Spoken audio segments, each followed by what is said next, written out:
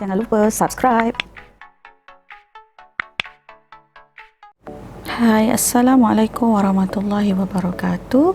Bertemu lagi dengan cikgu untuk mempelajari bab yang kelima, fungsi trigonometri. So, pada kali ini cikgu akan tunjukkan pada kamu bagaimana untuk melukis dan melakar graf trigonometri. Okey, jom kita lihat dulu graf asas trigonometri.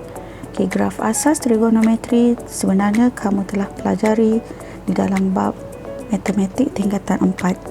Okey, kita lihat graf untuk y sama dengan sin x, di mana x kita terletak di antara 0 sehingga 2 pi ataupun 0 sehingga 360 darjah.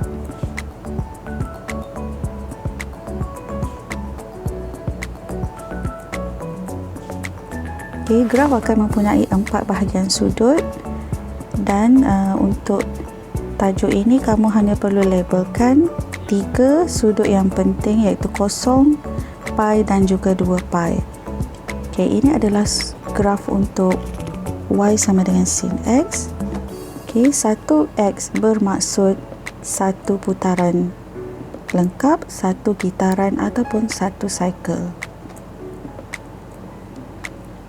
Okay, kita lihat pula pada graf yang kedua. Okay, iaitu graf y sama dengan cos x.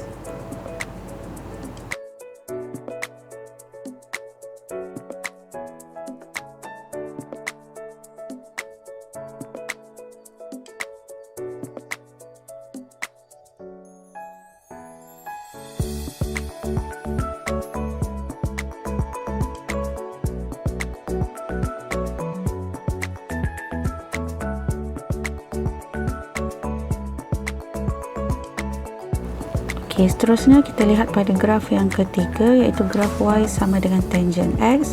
Okay, graf tangent adalah sedikit berbeza daripada graf sin dan juga cos kerana graf ini mempunyai 3 bahagian yang terpisah.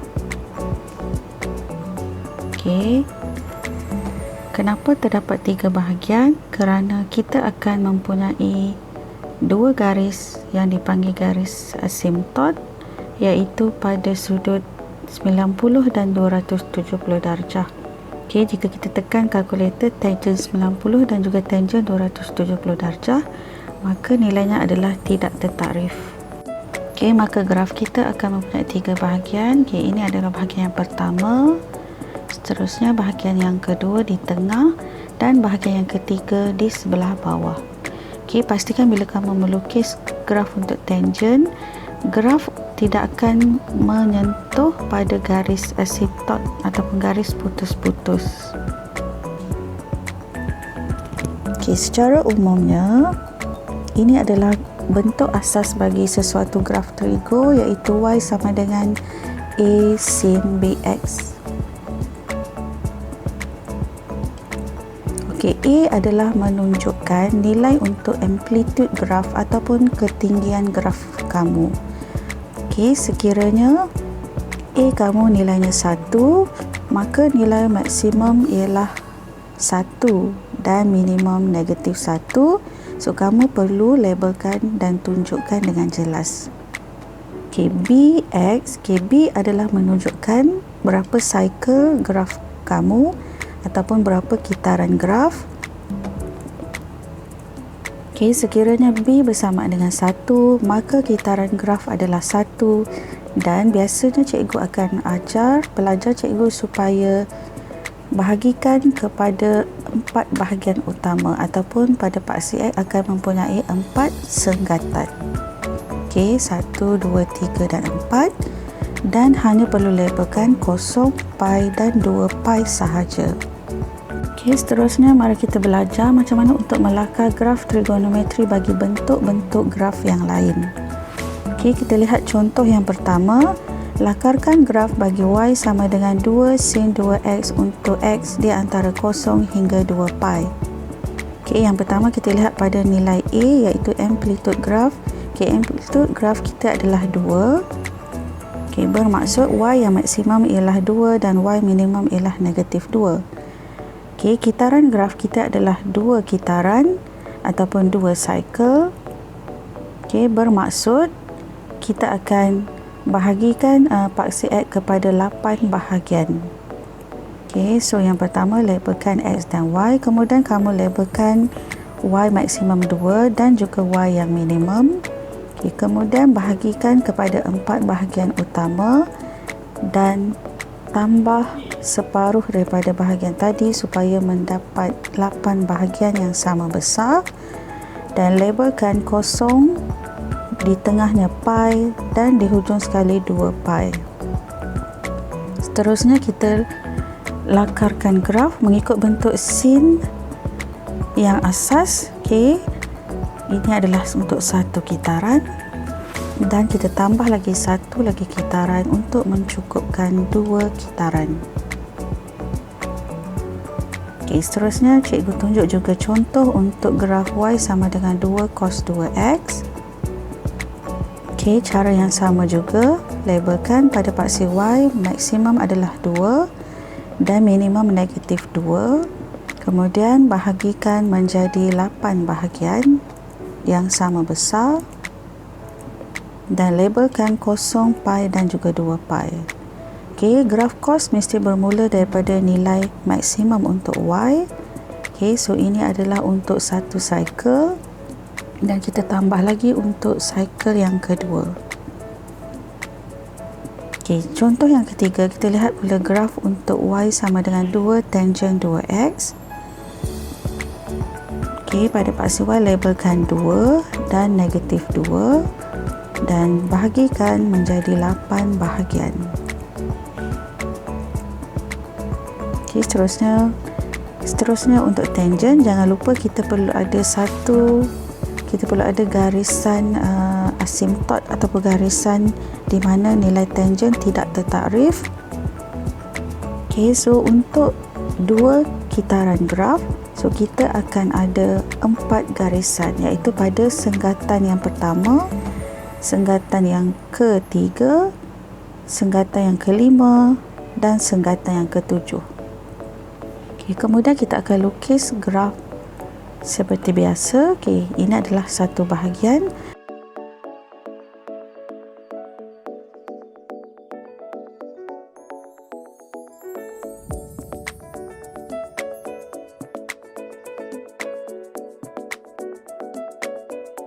Okey, ini adalah bahagian yang kedua dan ini adalah bahagian yang ketiga.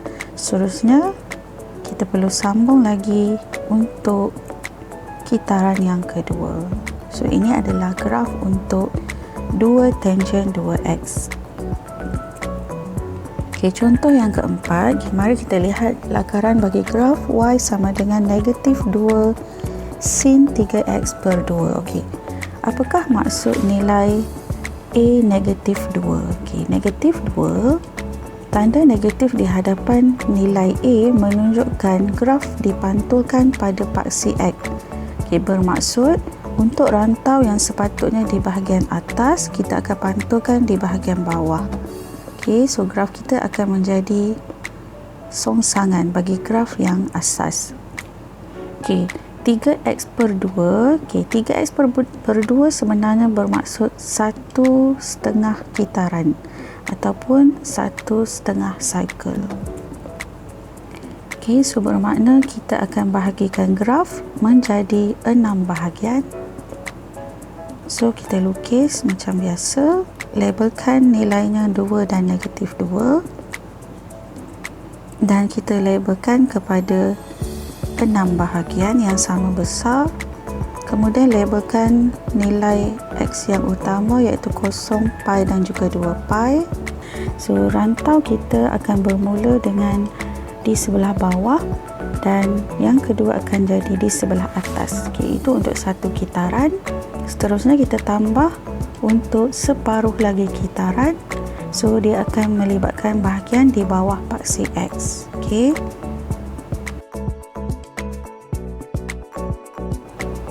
Contoh yang seterusnya, kita lihat graf bagi Y sama dengan modulus 2 sin 2x. Okey, apakah maksud untuk simbol modulus?